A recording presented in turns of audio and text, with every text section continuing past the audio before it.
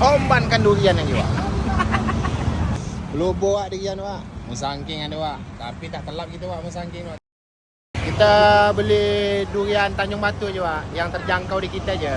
Dah lama Wak tak ada ngentam durian ni Wak.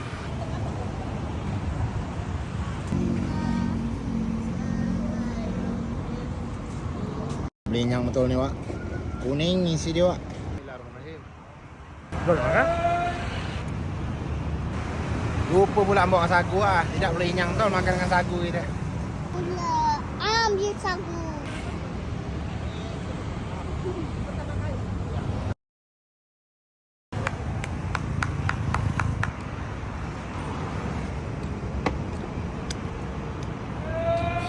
Gila Wak.